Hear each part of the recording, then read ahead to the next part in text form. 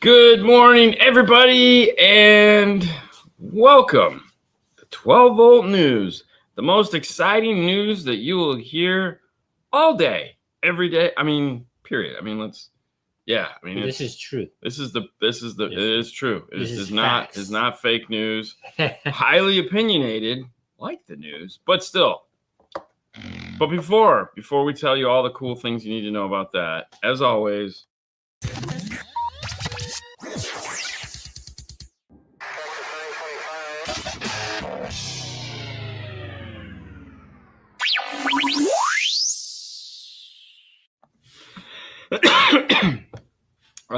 what is the weather like right now? Yeah. Get it out. Now it's 71 degrees. High is going to be 84. Really? Super sunny. So maybe we'll have the door open today. Why? It's 84. It's hot. You're so weird. That's not hot. That's hot. Anyways, Springfield. Yes. Check it in. Currently 44 with a high 62. Very nice. We should go back to go fast. We should just go, just go to go. That'd be fun. Good morning, rainy 47.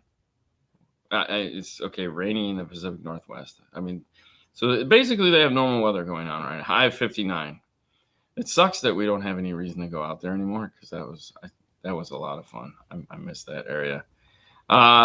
Big Jeff checking in. What's up? Very nice, Jeff. Also, Fang, how's it going, buddy? Hey. 47 with a high of 77 in East Tennessee. Good morning. Good morning. Good morning. Brad checking in from Modesto, currently 48 with a high of 73. There you go. Beautiful weather. Yeah. Brian made it home safe. Fantastic. So, yeah, that's a bunch of trophies. With a bunch of trophies. That's I can't wait to talk about it on the podcast. There you go. Good morning. How's it going? Just so you guys know, if you like free stuff, and I know you do, hey, Big Jeff says, we have a bunch of Halloween giveaways going on. Kicker, DD Audio, Audio Pipe, Sundown, free equipment. There you go. Ooh, so I'm sure you got to go over to bigjeff.com and check it out. But hey, you never know. You could win something free. And I know all you guys like free stuff. So don't act like you don't. So go check it out. See if you can find something. Good morning from San Diego. Checking in 54 with a high of 74. What's up, Jamie? Pizza Dave. What's up?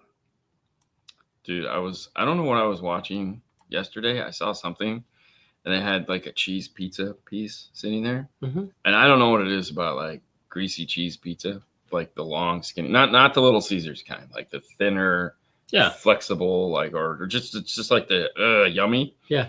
God, I could just oh man, immediately wanted pizza. Love pizza.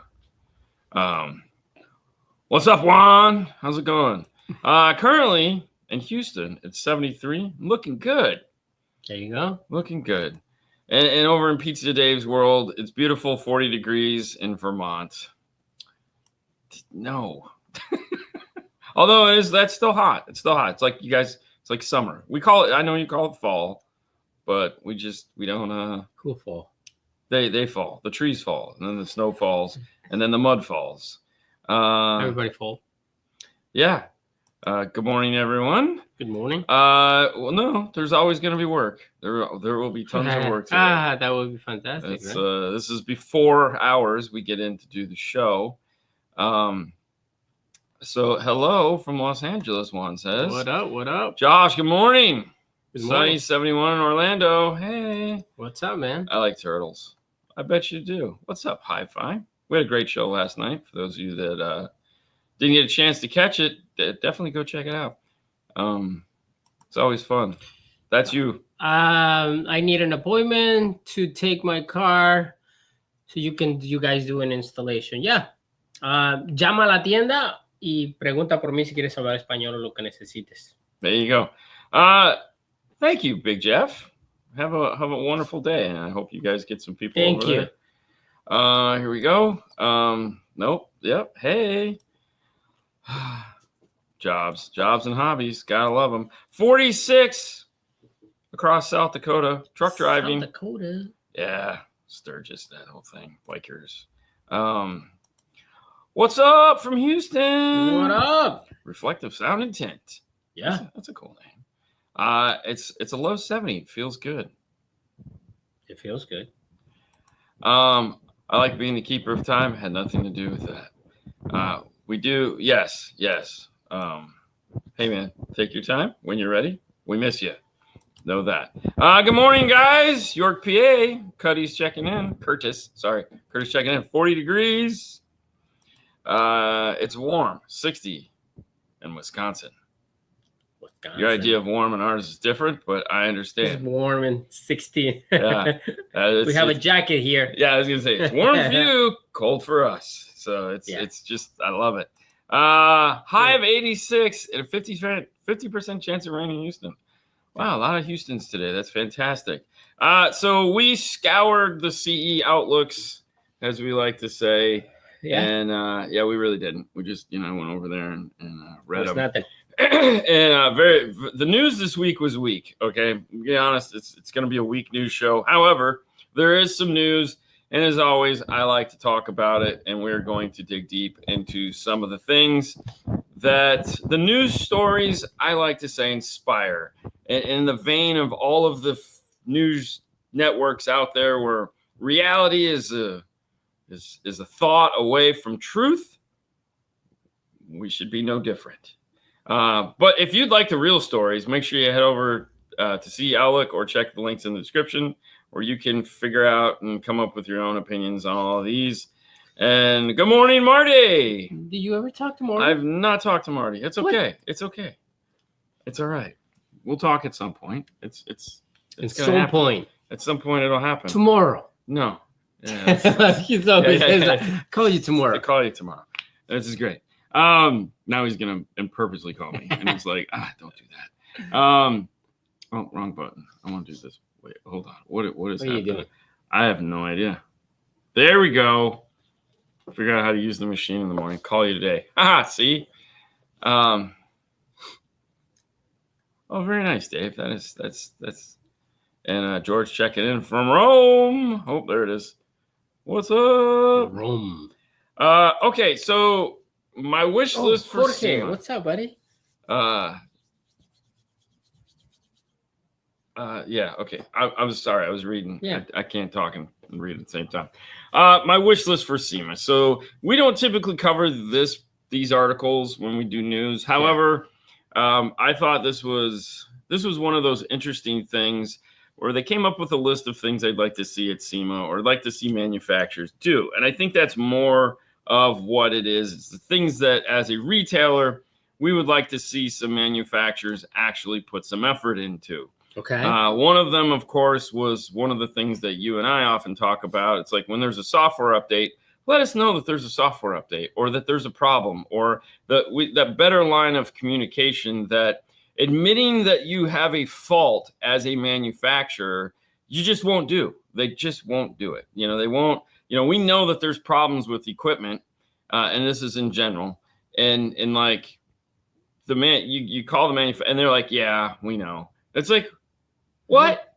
Mm-hmm. Well, send out a goddamn email. Mm-hmm. Let us know so that we can avoid this problem. But and when you fix it or have a resolution, send out another email. Like the lines of communication in 2025 are vast and easy for everyone to have access to. It's very simple, because I can guarantee you, if you haven't paid your bill, they're sending out an email and a letter and a horse and all kinds of crap. And it's like, hey, sell you in a tournament. You're even going to get a call on the phone going, hey, but on the opposite side, when we need something from them, such as a notification of bad product or something that flaws or they've noticed something you might want to keep an eye out for, or let us know if this is a problem. They don't do it. And it sucks. And it has been that way since the dawn of time.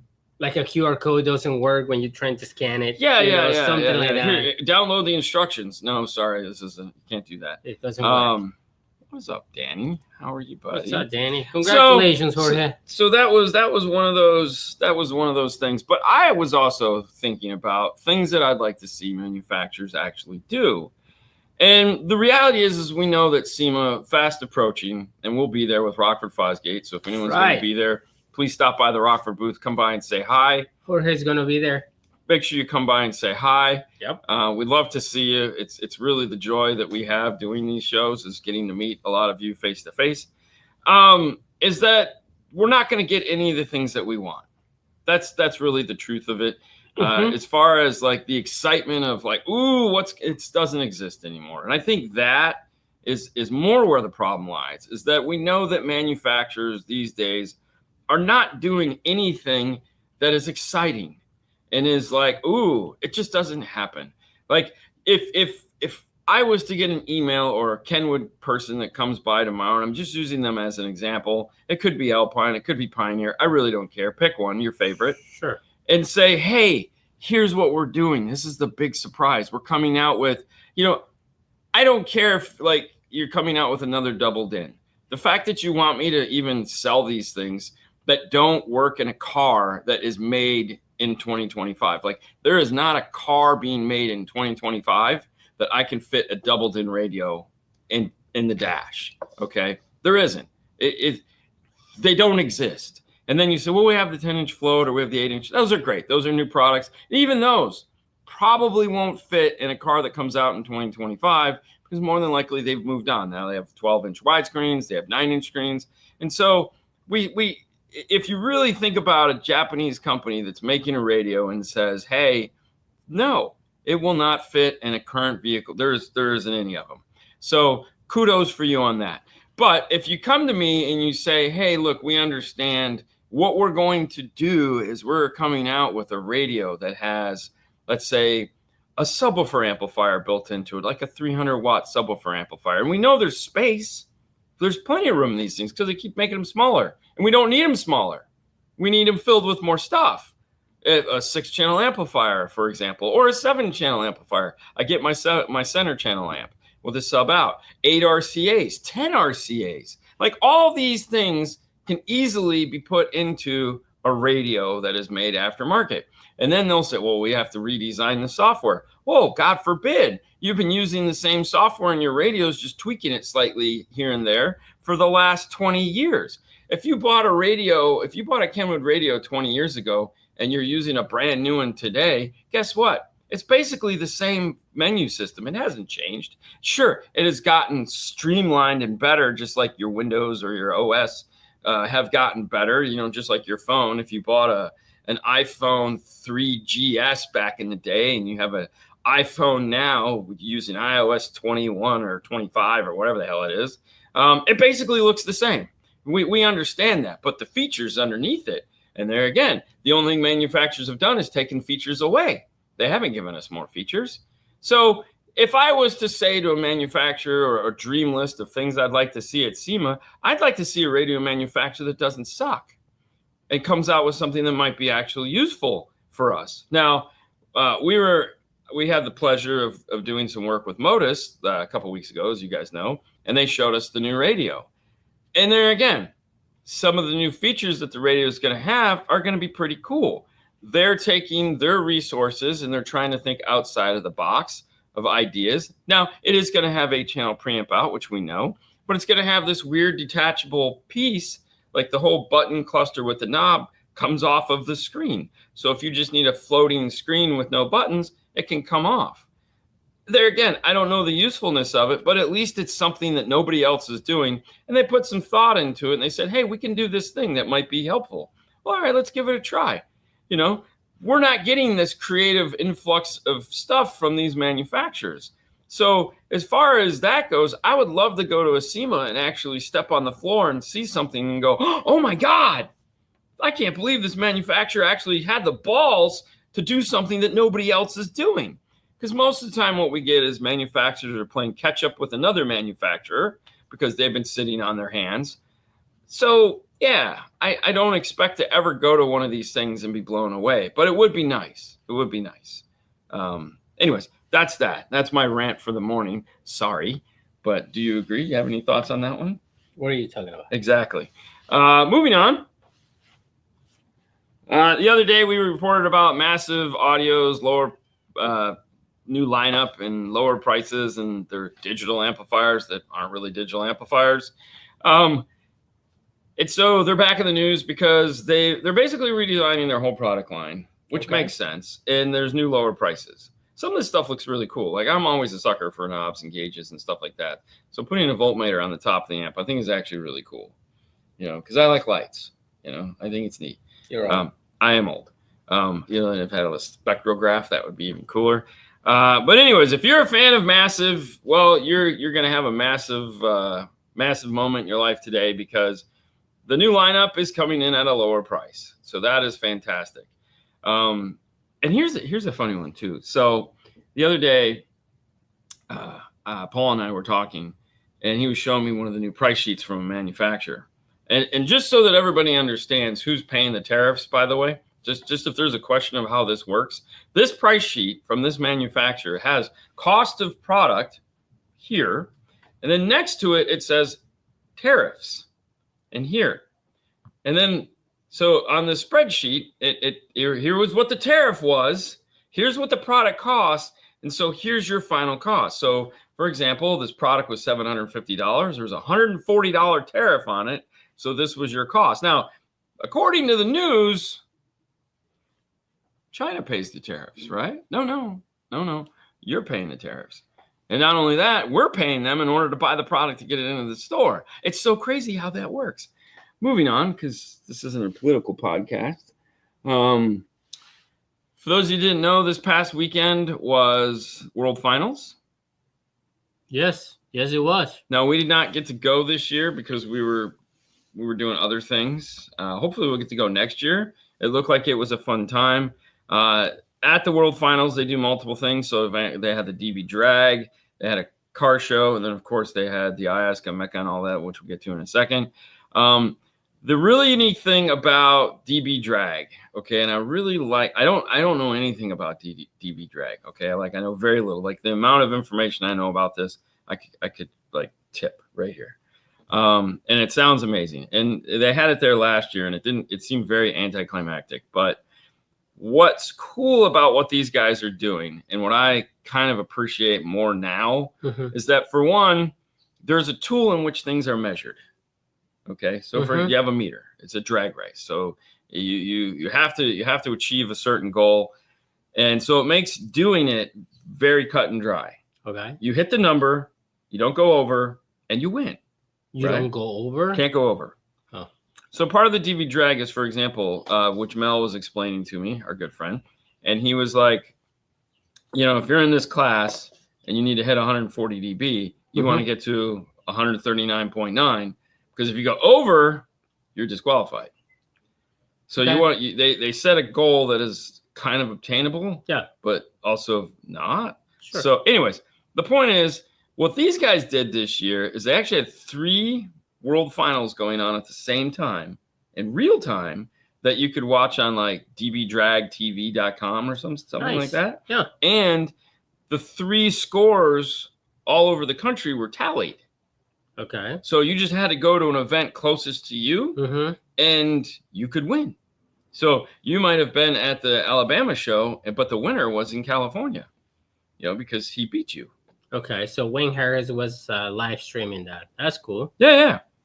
And I thought it was fantastic. Like that, I think it's a great idea because there again, if you live in California, you don't want to drive to Alabama, especially in some of these vehicles. They're not made to be driven. You have to trailer them. But if you live in close to California and you're a competitor, you go to your World Finals over on the West Coast, and there's an East Coast and a Central, and they're all at the same time. I mean, granted, you might have to get up earlier or stay later just because of, time zones. But the thought is fantastic that in an industry that is small to begin with, trying to make things easier for people to be part of the same thing. I think it's just I think it's a fantastic idea, and I commend them for doing that. And so congratulations to those that participated in one. I think it's really cool. Yeah. There again, next year, gonna have to check this out.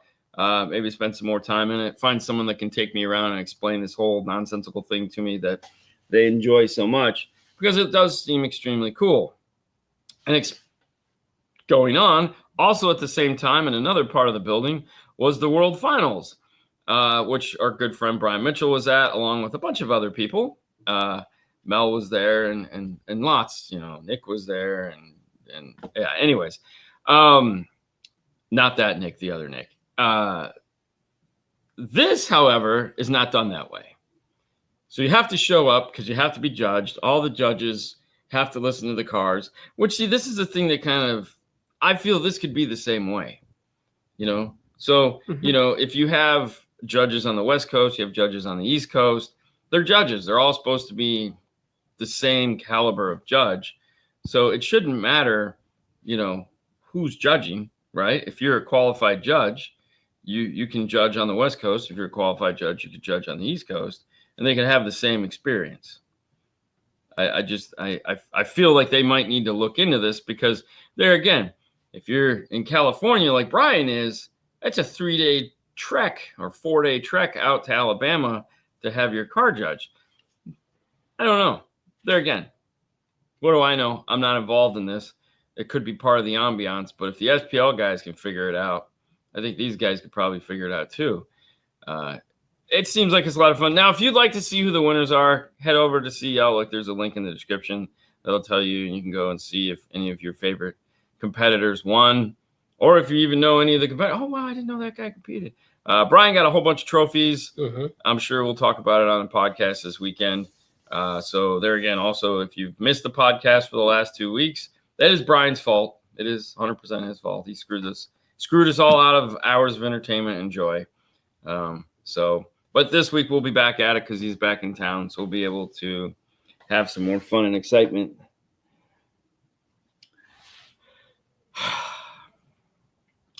Where to start? If you guys follow the show, we often work on Jeep Wranglers. They're a big part of our business. Here in Florida, we do a ton of them, and I love working on them. I really do. They're fun. They're predictable, and that's that. But on the predictability side, for the most part, for us, Jeeps have been really solid. Every now and then we run into something silly, but it's usually just something silly, and we can work our way through it, and life goes on. However, in this modern world where they're deciding to put batteries in things that should never have batteries, I don't know how you feel on the hybrid side of things, but there again, hybrid, not an EV, because there is a difference. Who knew? The Jeeps, hey, I'm going to push an update. Why would you want to do that? Hey, would you like to update your car? Sure, I'd love to update my car. Why would you want to update your car? Well, because they asked me if I wanted to update your car. All right, well, we're going to brick your car. Okay, because we didn't do thorough testing on it to know if it's going to do that. Well, hey, guess what? Yeah, that's the way the world works right now. As we hear from a lot of Tesla owners and stuff like that, we're in the middle of the night. Someone at Tesla gets a hair up their butt and they push an update. The next thing you know, your car's doing weird stuff, or something doesn't work anymore, or things change. We've all experienced this on our phones, on our laptops, applications that we know and love. But, hey, we got an update. It's like, why did you change that? Like, the one thing you need, you change. And the one thing that you need is your car to actually function. Yeah, we don't need that to work anymore, so let's push an update to your car and break it. It's a crazy world that we live in now with the ability to update a car.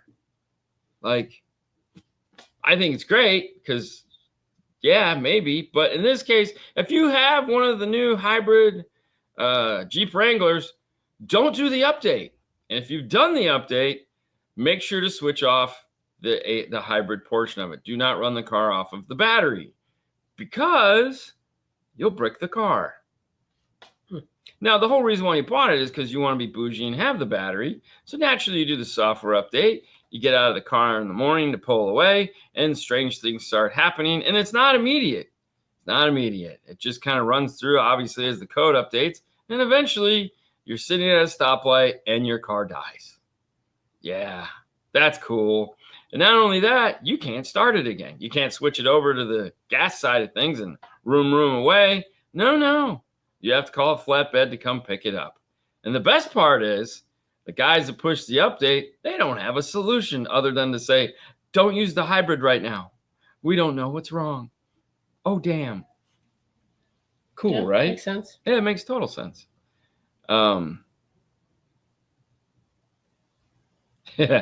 So anyways, this is more of a warning for anyone out there that works on Jeeps, or if you own a Jeep hybrid and you're like, crap. Yeah, and it's just basically stuck to the Wranglers right now, not any of the other Jeeps. But yeah, this could make for a bad day, because, not good. Oh, and so going back to the SEMA portion of this, Brad types in and says, how about a head unit with a DSP processor loop so you can actually use those channels? That would be cool. Funny, Brad, is and I know, that's what A to B is all about. So we often talk about A to B and the fact that like Ford uses A to B, so the harness for it is an A to B harness.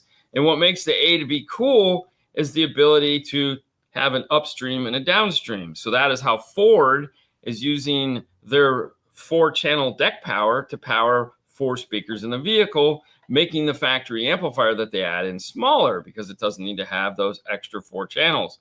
So if you look at like what a Sony amplifier in an F-150 used to be, it was like 12 inches tall, it was massive. And now it's this little tiny box. For one, obviously, amplifier topologies have gotten better, but they can also reduce the amount of channels that they need in the amplifier. And that will reduce the amount of power needing to go to the amplifier because there's already 4 channels in the radio. I would applaud A to B to be turned on or some form of a pass-through. So let's say that all radios have RCA inputs. If there was a toggle that made them inputs instead of outputs, that would be fantastic. So that, yes, those 4 channels that are in there, God forbid, we actually get to use them instead of, well, now we actually have an on-off switch so we can turn them off, which is kind of cool in some cases. But it'd be really cool if we could, use those power to power, I don't know, rear speakers, a center channel, possibly a small subwoofer if need be. That would be fantastic, right? Mm-hmm. Yeah, I mean, these are things we talk about and dream about, but we'll never see in the world of the install bay because they're, again, radio manufacturers and amplifier, just in general, most people are not really creative when it comes to these things. And it comes to be the disconnect of the manufacturers are not in the retail side of things. Like they have no idea what actually happens. And these are the guys making decisions for things that, they have no idea. You ask, hey, can we get this? And they're like, why would you use that? Mm-hmm. How many are we going to sell? That is always the answer, by the way. When you ask for something from a manufacturer, how many are we going to sell? Very rarely will a manufacturer do something to just do something. Like it's not very often, because in there, again, to be fair, they have accountants and they have bills and they have things that they're responsible for. So just to make something like we used to do back in the day, so to speak, we just don't get that. So, yeah. Yes, they would all need to have A to B connection. And they'd also have to all speak the same A to B. So the Marine guys have figured this out. The car audio guys have not. So when it comes to A to B, so for example, the A to B that is in the new GMs is not the same that's in the new A to B in the F-150s. It's not the same A to B that is in the Harley Davidsons. So they're all using it, but they all speak their own unique language, which is one of the features that makes A to B so appealing for manufacturers, is they can lock it to their own source code, so to speak. And but the Marine guys have all figured that, because they're I don't know, forward thinkers maybe, is that no, here's an open platform. This is what we want everyone to build it to. And then you just, okay, magic. Hell, they even have buttons that are data driven now. So if you have a physical button, it can connect to your network, so you can use your touchscreen to turn things on and off. Like, could you imagine that? Like having a physical button and being able to, I mean, it's crazy. It's like air conditioning in cars now, where you can control it from the screen of the radio or turn a hard button. Oh my God, why would we want that? I don't know. It would be insane. But Brad says, as an industrial, we would have to decide on a set protocols. I'm down for that. And I think everyone is. I mean, the fact that we all still use RCAs is enough to hurt pretty much everybody's head. But that was the closest to an agreement that everyone could come up with. And they haven't changed it for 30, 40 years. Yeah, so that was the big compromise in car audio was we're all going to use RCAs, right? No more of this DIN crap. Okay. I mean, you could put it. Most of these radios now have some form of an HDMI on the back. We could literally just put HDMIs on the radios, and everything could connect daisy chain through HDMI. Just imagine how cool that would be. Oh, you know. Anyways, enough of the dream of what could be. We're going to live in the real. Today is Friday. Tomorrow is Saturday. We'll be back tomorrow to answer all your car stereo questions on the Q&A show. That starts at 5 o'clock Eastern Standard Time, so make sure to tune in for that. And, of course, you can find us over on Instagram where we pop in and we show you what's happening here in the Bay and what's going on and what we're breaking and cutting and having a good time working on. Got anything, buddy? He hasn't had enough coffee yet this morning. So with that, you guys have a wonderful Friday, and we'll see you soon. Bye, guys. Bye.